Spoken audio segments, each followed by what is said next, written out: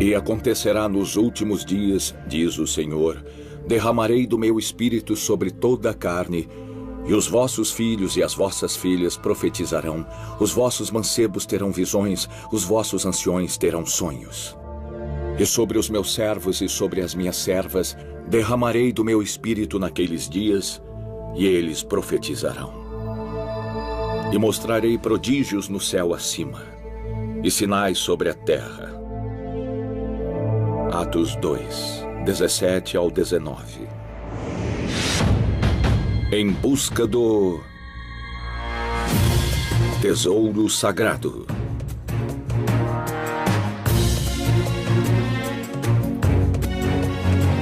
Religião, ciência, tradição, teologia,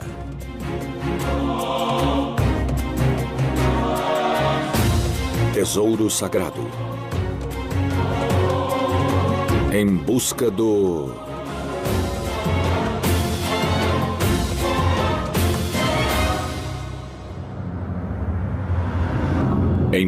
do tesouro sagrado.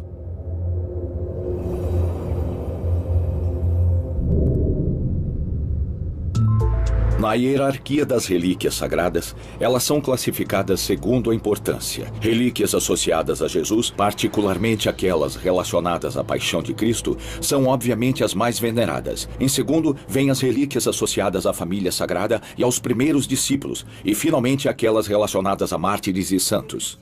Os cristãos foram mais ou menos perseguidos em certos períodos, particularmente durante os 3 primeiros séculos após o nascimento de Jesus Cristo.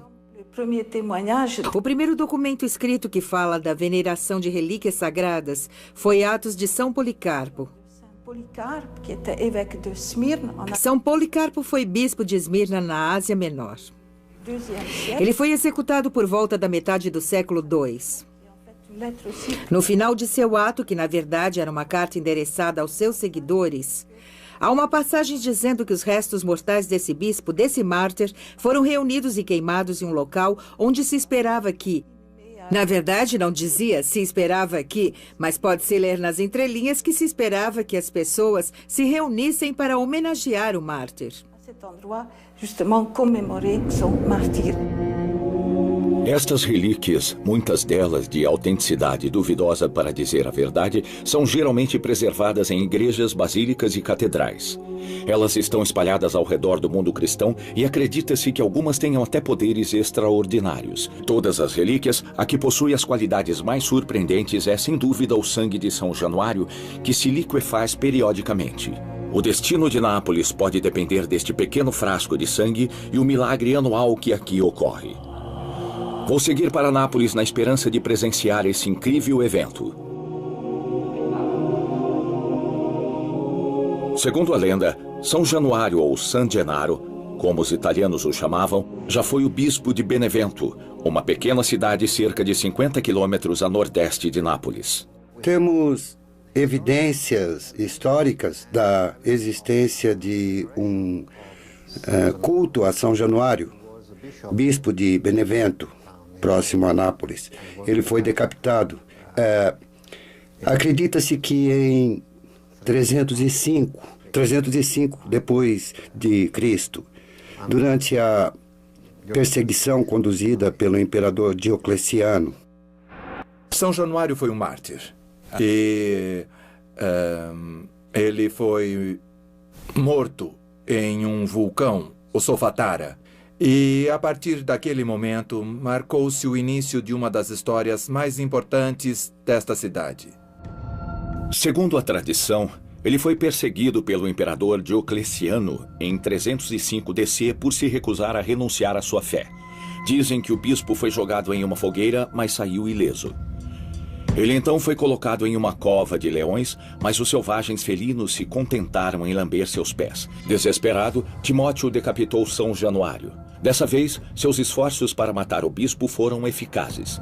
Após a execução, um de seus seguidores supostamente coletou um pouco de seu sangue em 2 pequenos frascos. Todos os pais de mártires cristãos preservavam o sangue de seus filhos quando executados. Quando São Januário foi levado para o sepulcro, seu sangue se liquefez.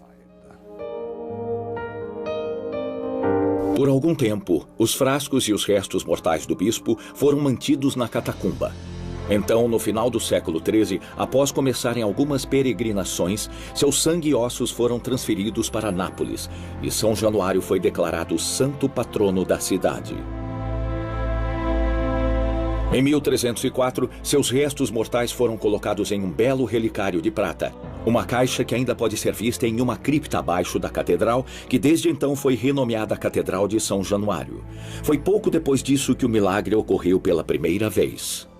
A lenda diz que, após São Januário ser decapitado, seu sangue foi coletado e colocado em um frasco. Na verdade, temos registros históricos mostrando que havia uma veneração desse mártir durante a Idade Média. Mas não há menção alguma dos frascos contendo esse sangue até 1389, o que significa, vamos dizer, 1000 anos após a morte de São Januário. Em 1389, durante uma cerimônia realizada para venerar as relíquias, o sangue de 1000 anos de São Januário subitamente se liquefez. O que era um sangue coagulado, escuro, quase preto, simplesmente se transformou em um líquido vermelho e brilhante. Foi como se o sangue tivesse acabado de ser retirado do seu corpo. E desde então, a liquefação se deu 1, 2, 3 vezes ao ano, por século.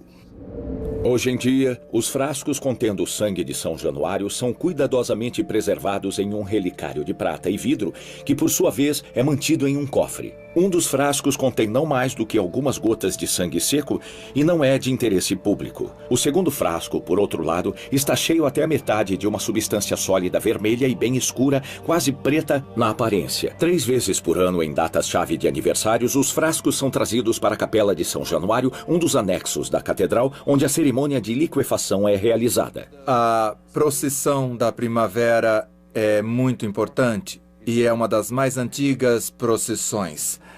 Ela parte da capela e segue até o monastério de Santa Chiara.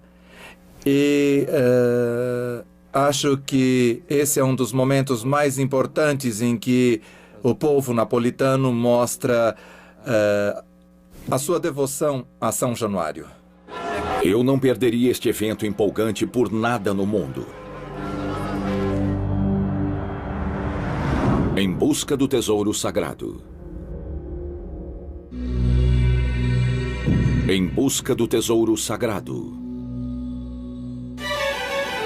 Nápoles, uma comuna italiana importante da região de Campania, no Golfo de Nápoles. A cidade fica a 250 quilômetros ao sul de Roma, em uma região vulcânica dominada pela presença do Monte Vesúvio. Nápoles é também, sem dúvida, a capital dos motoristas movidos a testosterona. Quando estão dirigindo, os napolitanos obedecem somente uma regra: a deles. Aqui vai uma dica para os motoristas estrangeiros. A menos que tenha 3 pares de olhos e 4 mãos, deixe a direção para os locais. Ao chegar a Nápoles, decidi conhecer de perto o santo patrono da cidade. O que melhor do que um museu para descobrir a história da cidade? O Museu del Tesoro de San Gennaro, ou Museu do Tesouro de São Januário, ocupa um complexo inteiro da catedral. Embora fosse uma figura importante, o museu só foi inaugurado nos anos 80. Precisamos agradecer o curador atual, Paolo Ioro, pela iniciativa. Todos os relicários e objetos que vocês apresentam aqui fazem parte do tesouro de São Januário. É claro. E você disse que esta é apenas uma pequena parte do tesouro. É verdade. Quantos objetos você tem exatamente aqui nesse museu? Temos aqui 20% do total do tesouro, que conta com 21.000 obras-primas. Esta é uma pequena parte, mas muito importante. Precisamos destacar que São Januário foi venerado através dos séculos, não só em Nápoles, mas por toda a Itália. Todos os coroados chefes de Estado e papas soberanos vieram a Nápoles para homenagear o santo. Eles geralmente traziam presentes nessas visitas. Todos os imperadores, papas, reis e rainhas que passaram aqui por Nápoles trouxeram alguma coisa. Esse aqui foi de Maria Carolina. O outro, o verde, foi de Vítor Emanuel de Saboia. Esse foi de Maria Amália, da Saxônia. Essa esmeralda, a verde, a grande pedra verde, foi de Carlos, príncipe da Borgonha. E a cruz foi de José Bonaparte, irmão de Napoleão. Cada pedrinha daqui foi um donativo feito por alguém célebre que passou por Nápoles. Houve tantos donativos preciosos ao longo dos séculos que a Catedral de Nápoles tornou-se o depósito de um fabuloso tesouro. Peças de ouro trabalhadas por grandes mestres, ornamentos de ouro decorados com joias e maravilhosas tiaras capazes de deixar qualquer rainha deslumbrada. Então fui convidado para a cerimônia pela qual viajei quase 7.000 quilômetros. A liquefação do sangue de São Januário. Amanhã é o primeiro domingo de maio. Celebraremos o aniversário da transferência dos restos mortais de São Januário para Nápoles no século XIII.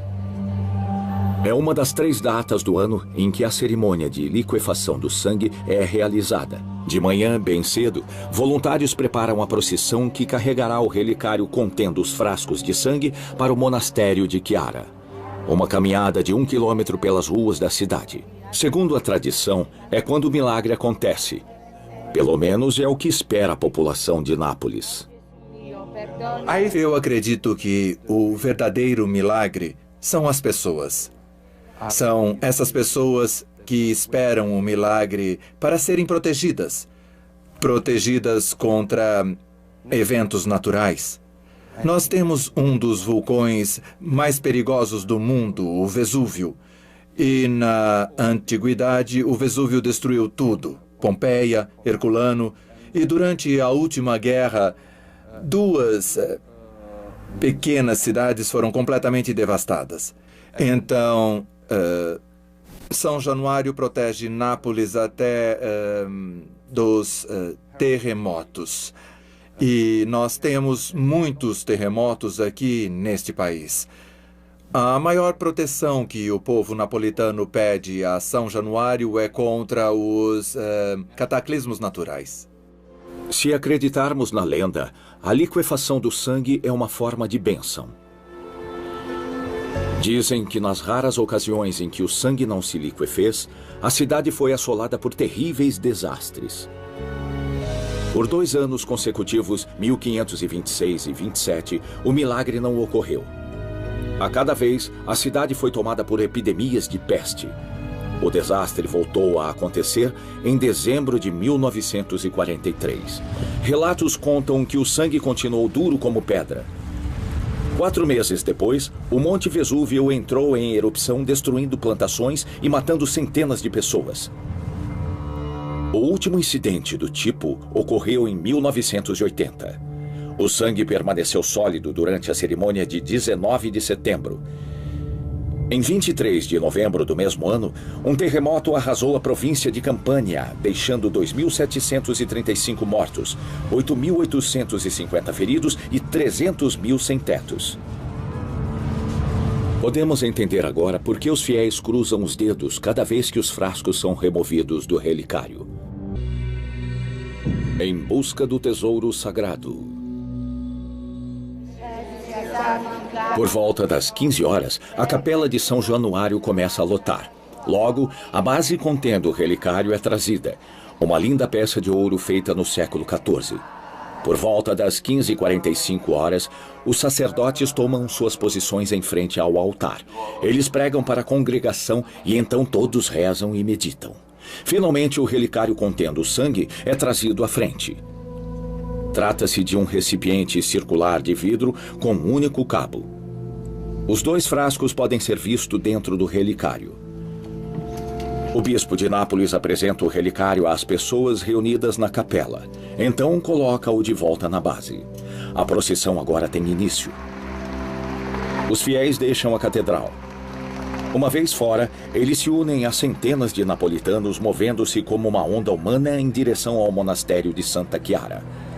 No meio da procissão, voluntários carregam bustos sobre plataformas. Jesus, a Virgem Maria, Maria Madalena, João Batista e, claro, São Januário. Naturalmente, a peça central da procissão é o relicário contendo os frascos. Há um sentimento de júbilo nas ruas. Das sacadas, as pessoas aplaudem, oram e cantam. Flores são jogadas à medida que a procissão passa. A celebração é muito emocionante. As pessoas finalmente chegam ao monastério. O relicário é rapidamente conduzido ao altar. A hora chegou. Tomando todas as precauções possíveis, os frascos são removidos. O sangue ainda está sólido. Então, o ritual começa. Segurando o relicário pelo cabo, o bispo o lança para frente e para trás, da direita para a esquerda. Nada acontece. Posso sentir os fiéis ficando um pouco nervosos. Mais orações são dedicadas a São Januário. O prelado balança o relicário. Nada ainda. Algumas pessoas começam a sussurrar, enquanto outras esfregam suas testas. É o calor do mês de maio ou estão todos preocupados? De repente, o milagre acontece. A massa sólida começa a se mover dentro do frasco como um coágulo se dissolvendo. Uma onda de aplauso toma conta do monastério. Vocês podem dormir tranquilos à noite, cidadãos de Nápoles. Sua cidade não tem nada a temer, pelo menos não até a próxima liquefação. Após a cerimônia, o relicário contendo os frascos é levado de volta à Catedral de Nápoles, onde uma missa especial é realizada. Os fiéis são convidados a se aproximar e ver o sangue miraculosamente liquefeito. Eles beijam o relicário em estado de júbilo. O milagre de São Januário foi confirmado. Em busca do tesouro sagrado.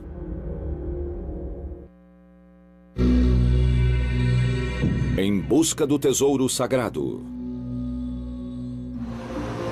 Os humanos sempre foram fascinados pela morte. Monumentos foram erguidos em memória de ancestrais até para preservar seus corpos, das múmias do Antigo Egito aos restos mortais de Lênin. Foi através desta adoração pela morte que a ideia de venerar relíquias nasceu. Paris, cidade-luz. Perto da estação do metrô d'Enfer-Rochereau ficam as catacumbas. Como diz a inscrição na entrada dos corredores subterrâneos, este é o reino da morte. Podemos ver este aviso em toda parte. Pare, esta é a entrada do mundo dos mortos. Foi escrito por Abdeleu. Você tem que admitir que é um aviso bem macabro. Mas este local é macabro. Para compensar excesso de corpos no cemitério da cidade e resolver problemas de saúde da população, a cidade tomou a decisão no século XVIII de transferir os corpos da superfície para minas subterrâneas. Esta foi uma antiga pedreira fora de Paris, a pedreira Tombe-Soar. Foi para cá que os corpos enterrados no cemitério Saint-Innocent foram trazidos após seu fechamento em 1785, sob as ordens do rei. Então, foi pedido ao Conselho Estatal que encontrasse um local onde todas as ossadas pudessem ser colocadas para esvaziar o cemitério Saint-Innocent. Cerca de 6 milhões de corpos foram transferidos para alcovas, agrupados segundo o cemitério de origem. Desde então, as catacumbas de Paris se tornaram uma atração turística. Eles usaram a palavra catacumba como referência às catacumbas em Roma, onde os primeiros cristãos foram enterrados, sob o Vaticano. Aqui temos o ossuário municipal, as pessoas não são enterradas no chão. Nós quisemos esvaziar nossos cemitérios, mas somos uma nação católica, então não acreditamos em incineração de restos humanos e precisávamos de um local para colocá-los. Todos os anos, milhares de turistas vagam por este submundo mórbido e escuro, fascinados pelas pilhas e pilhas de ossos brancos e crânios.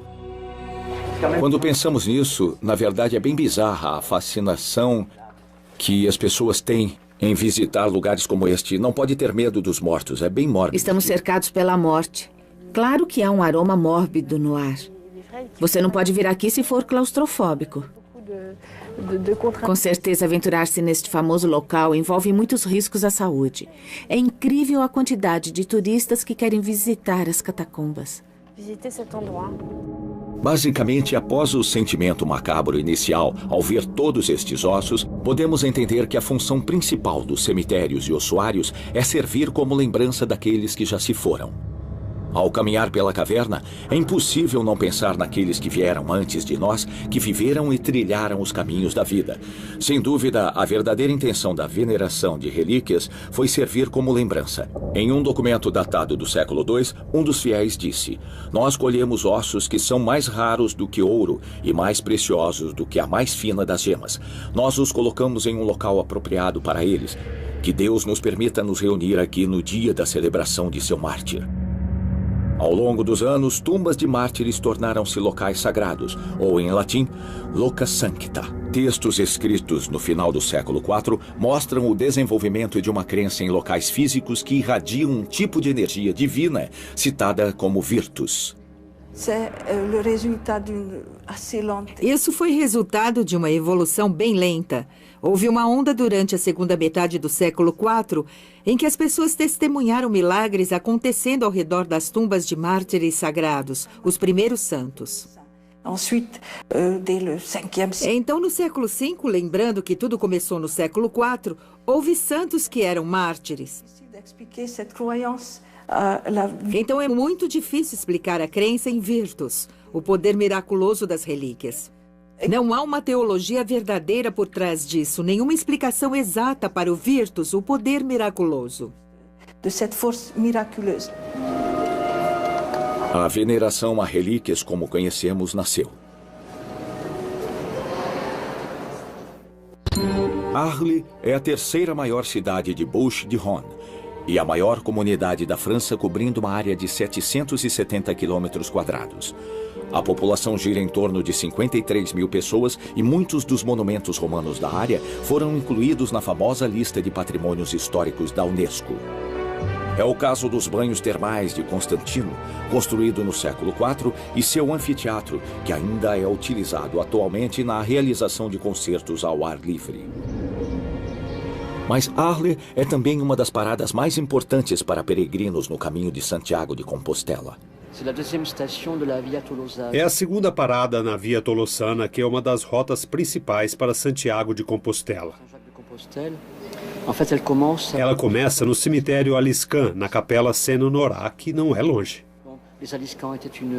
O cemitério Aliscan foi parte de uma grande necrópole antes mesmo da Idade Média. Tudo o que restou foi uma bela rua com capelas e também a igreja Saint-Honorat, os vestígios de um velho mosteiro.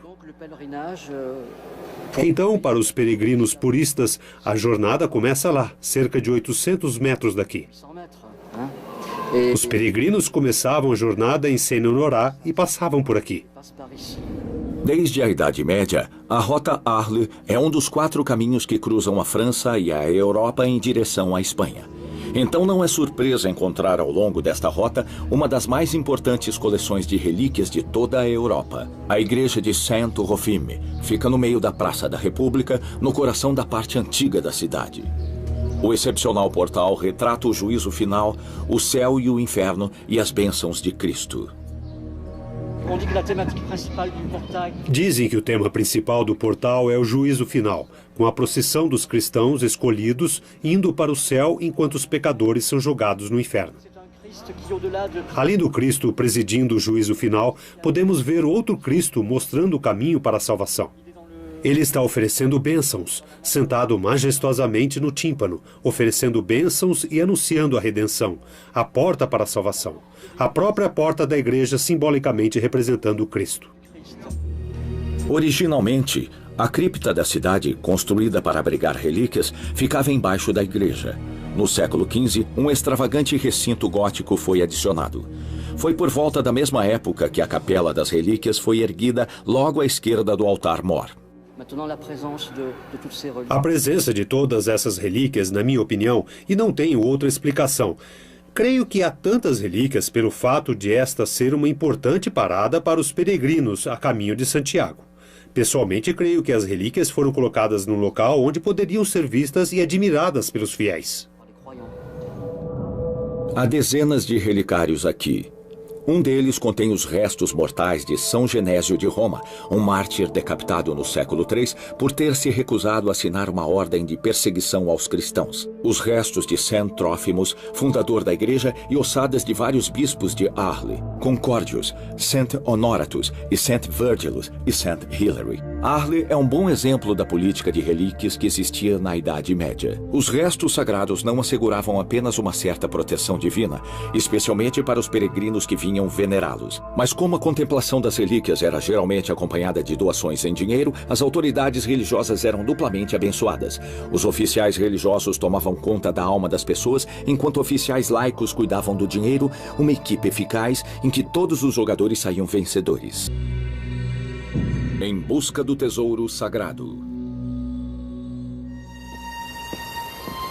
Olhando para trás, é difícil imaginar o fascínio pela contemplação que esses objetos geravam. Sem dúvida, comunidades inteiras teriam passado despercebidas se não fosse pela importância de suas relíquias. É o caso da extraordinária cidade de Conques. Conques fica no departamento Aveyron. A comunidade, com pouco mais de 300 habitantes, se desenvolveu ao redor de seu mosteiro, cuja construção teve início por volta do século VIII. A comunidade cresceu graças a uma jovem que viveu aqui no século III, Santa Fé. Ela foi uma jovem santa torturada no ano 303 por ser cristã. Ela viveu durante o reino do imperador Diocleciano, que declarou que todos os cidadãos deveriam rezar para os deuses romanos, o que ela se recusou a fazer. Ela foi torturada até a morte com ferro em brasa. No dia 6 de outubro de 303, Fé foi torturada e decapitada. Ela tinha apenas 13 anos de idade. Fé foi venerada por toda a Aquitânia e suas relíquias logo ganharam a reputação de serem milagrosas. Foi quando a cidade de Conques surgiu no mapa. Somente 4 séculos depois, um monge de Conques as encontrou em Agen e obteve as relíquias através de uma transação que ocorreu longe dos olhos do povo. Era totalmente aceitável na época. O comércio de relíquias era somente outro aspecto da veneração. Gradualmente, após as relíquias de Santa Fé chegarem a Conques, muitos relicários foram construídos, já que o costume era dividir as relíquias de modo que pudessem ser facilmente carregadas durante as procissões. Não muito depois, dada a importância das relíquias de Santa Fé, Conques tornou-se uma parada importante no caminho para Santiago de Compostela. Sim, é verdade. Conques tornou-se uma parada ao longo do caminho para Santiago de Compostela por volta do século XI ou XII. Desde que foi mencionada no primeiro guia já escrito para peregrinos, o Livreto do Peregrino, de Emery Picot, no século XII, os peregrinos sentiram-se obrigados a parar em Conques. Na Idade Média, os peregrinos faziam suas devoções durante a peregrinação. Eles eram obrigados a parar em locais religiosos, particularmente os reconhecidos como parada de peregrinação. E Conques é a parada principal para qualquer peregrino devotado a Santa Fé. A cidade tinha propriedades através da França e também na Europa, e era geologicamente localizada na antiga estrada romana que ligava Puy a Cahors. Então a cidade se tornou uma parada no caminho para Santiago de Compostela quase que automaticamente, e é até hoje. Atualmente, a comunidade continua a atrair visitantes de toda a Europa, mas agora é a cidade em si, considerada uma das mais bonitas do mundo, a atração principal. Quando cheguei a Conques, minha primeira impressão foi a de estar no meio de um set de filmagens. Foi como se tivesse sido transportado para o filme Os Três Mosqueteiros. A maioria das casas ainda conserva a aparência medieval. E as ruas singulares, muito estreitas para acomodar um carro, contribuem para a encantadora sensação de estar em outra época e lugar. Anne Hominger, do Departamento de Turismo de Conques, me levou à Sala do Tesouro. Essa sala foi especialmente preparada em uma das alas do mosteiro. Aqui, a palavra tesouro não significa apenas o valor artístico e material dos objetos. Significa também a importância religiosa dada ao conteúdo das caixas de madeira ricamente decoradas. Todos esses notáveis objetos poderiam ter facilmente desaparecido, como muitos outros durante a Revolução Francesa. A Revolução Francesa teve um papel importante na destruição de relíquias, pois os revolucionários procuravam avidamente objetos de ouro ou prata para financiar a Revolução. Muitas relíquias foram inventariadas e derretidas na Casa da Moeda de Paris. Aqui em Conques, a população reagiu em protesto, começando com as mulheres, quando o comissário chegou à cidade, o que ajudou a salvar o tesouro por um tempo. Então, o tesouro foi protegido graças a uma conspiração secreta de sacerdotes. Durante a noite, com a ajuda de alguns amigos fiéis, eles entraram na igreja, quebraram os cadeados do portão do altar e cada um levou um relicário que foi escondido em seus lares, alguns fora da cidade, outros no limite do município. A grande cruz processional, que poderemos ver depois, foi escondida em uma chaminé, por exemplo.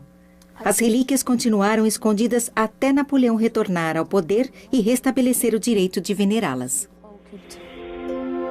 Quando a paz foi restaurada na França, todos os objetos preciosos voltaram ao lugar apropriado na igreja. E que objetos maravilhosos! De todas as coleções de relíquias sagradas que tive o privilégio de ver, a de Conques é inegavelmente a mais bonita. Ela inclui uma incrível cruz processional da Idade Média, decorada com figuras. Uma delas é a silhueta da garota Santa Fé. Na parte mais baixa da haste, que carrega a figura de Jesus Cristo, pode-se ver um compartimento onde as relíquias da cruz verdadeira são mantidas. Há também uma espetacular relíquia representando o braço de São Jorge. São Jorge foi um monge de Conques que se tornou bispo de Lodève, no século IX. Eles removeram seu braço e o colocaram em uma caixa. Então dispuseram o relicário ao lado do símbolo de Jesus Cristo abençoando-o. Como podemos ver, sua mão foi posicionada de forma a dar a bênção. A manga ornada nos ajuda a datar a relíquia do século XIII e tem Jesus na cruz ao fundo. Foi nesta coleção de relíquias que percebi a mais estranha relíquia que já vi até hoje. Uma pequena caixa dourada, conhecida como Chas de Pepin, abriga muitas relíquias diferentes, entre elas o sagrado prepúcio de Cristo. Tudo bem se você não acreditar. Olha, entre os relicários, este aqui é realmente lindo, mas é controverso devido ao seu conteúdo. Sim, tradicionalmente acredita-se que este relicário abriga o prepúcio e o cordão umbilical de Jesus. Este relicário foi projetado e reprojetado ao longo dos anos. Aqui há uma pequena placa com data do século VIII. O relicário foi originalmente um presente de Pepino II, rei da Aquitânia, neto de Carlos Magno, e foi alterada através do tempo. As relíquias foram transferidas para outros relicários? Ninguém sabe ao certo. O prepúcio sagrado sobreviveu por todos esses séculos? Não há como ter certeza. O interessante é notar a forma deste relicário. O formato é tradicional, uma caixa pequena. E a caixa foi decorada, pois qualquer que seja a relíquia é automaticamente sagrada e não pode ser mantida em uma caixa velha e simples. Finalmente, uma visita ao tesouro seria incompleta sem mencionar a extraordinária relíquia de Santa Fé, a Graça de Conques. É uma obra de arte surpreendente representando Santa Fé em um trono. É a arte mais reverenciada de Santa Fé e sua mais sagrada relíquia, seu solidel. Contrário ao que alguns podem pensar, ele não foi colocado na cabeça da estátua, mas em uma pequena abertura no coração. Podemos ver a pequena porta na frente. O formato da relíquia é surpreendente. O corpo desproporcional, a expressão firme e sublime no rosto, o brilho do ouro, das gemas e do esmalte, tudo confere a este relicário uma sensação de estranheza que leva a santa a ser classificada como ídolo. Eu imagino que não foram simples camponeses que doaram estas gemas à igreja. Não, é sempre a mesma história. Vejo isso nas crenças populares dos fiéis que vêm aqui.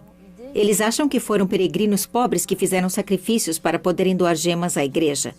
É claro que elas foram doadas por pessoas ricas, pessoas que podiam financiar o mosteiro e agradecer à Santa Fé, ou dar oferendas na esperança de que suas preces fossem atendidas.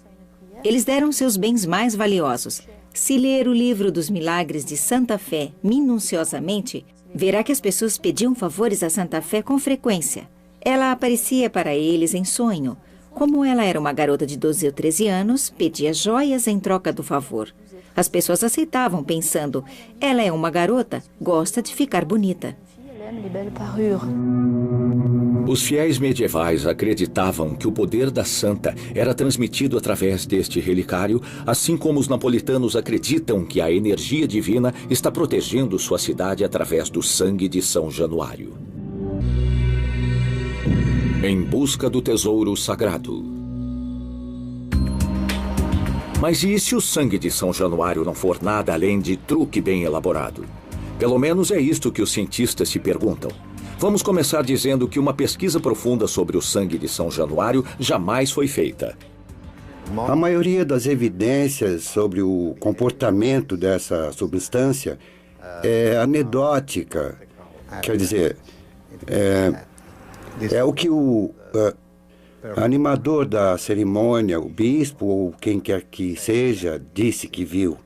Mas pouquíssimos testes científicos foram realizados no último século, podemos dizer.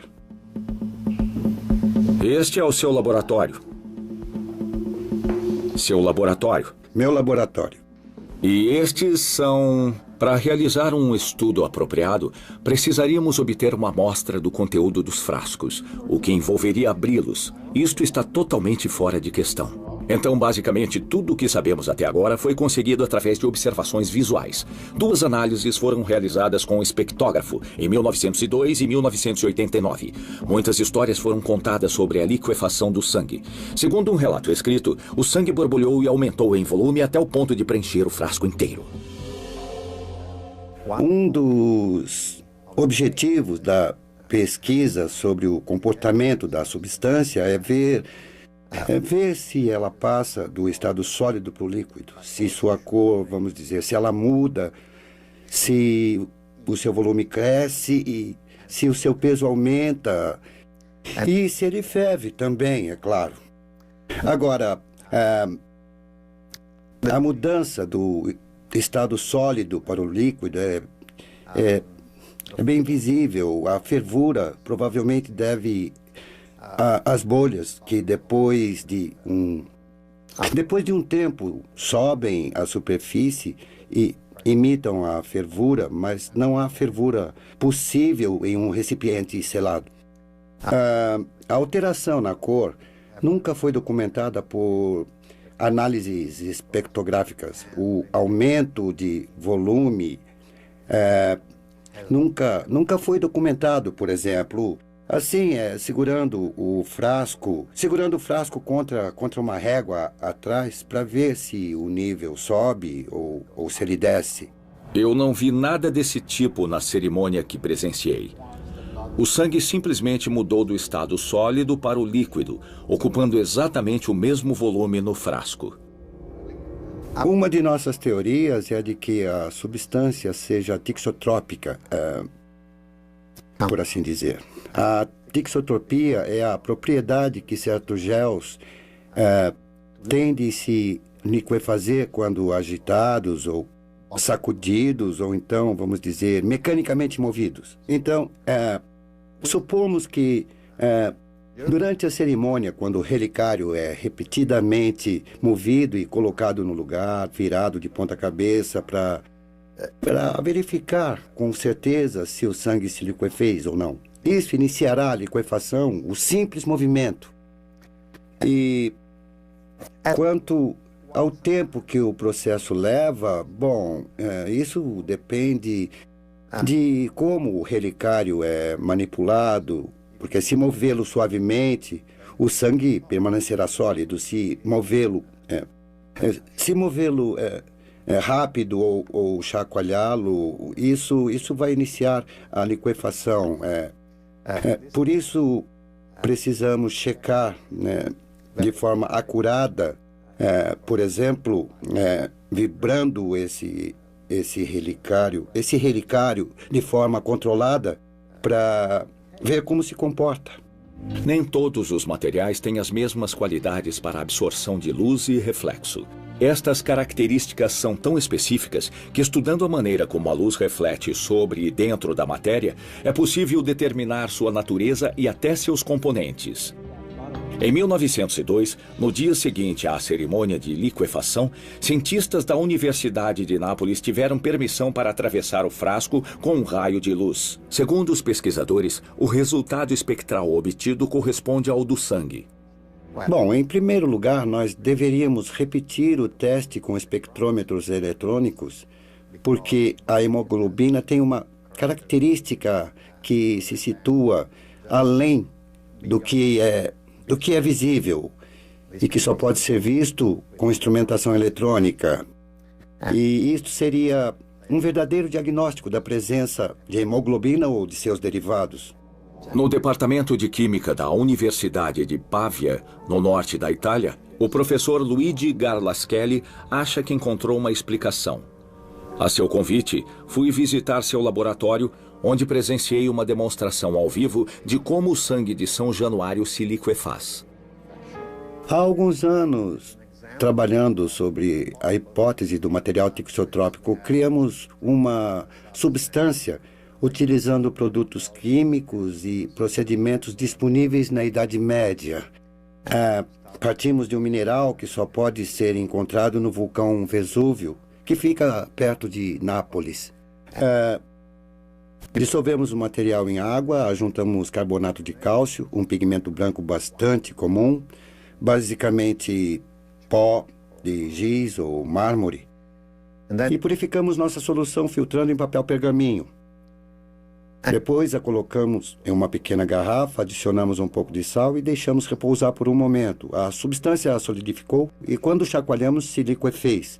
O processo pode ser repetido inúmeras vezes. Será que o sangue de São Januário não passa de uma engenhosa solução preparada por um habilidoso alquimista medieval? A solução tem o mesmo comportamento e a mesma cor da substância de Nápoles. Claro que isso não significa que temos certeza de que seja a mesma coisa. Isso é apenas um exemplo para mostrar que as substâncias têm comportamentos similares e que há uma explicação fisioquímica. Agora só resta saber se a solução química pode manter suas propriedades por séculos a fio. Isso também não explica por que o sangue de São Januário não se liquefaz toda vez. Em busca do tesouro sagrado.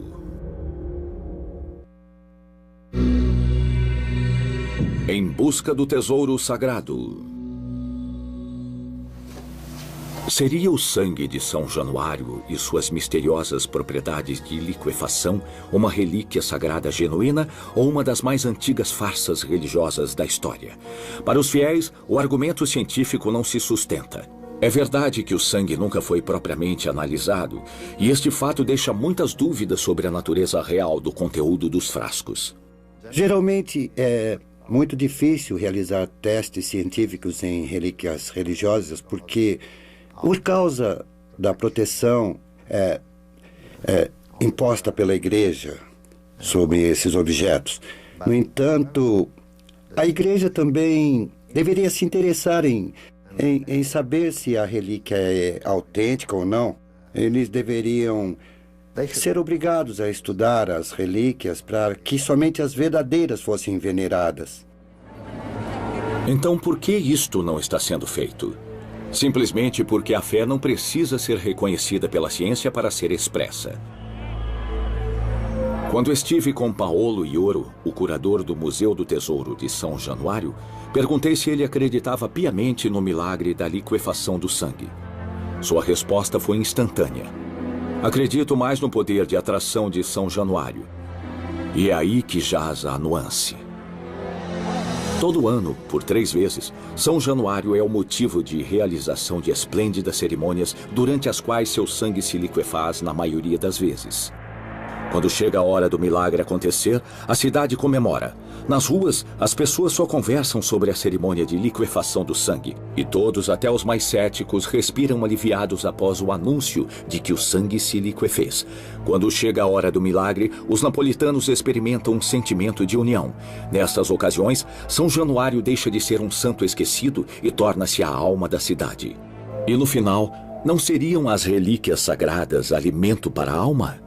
Ou pelo menos para os que acreditam que tem uma?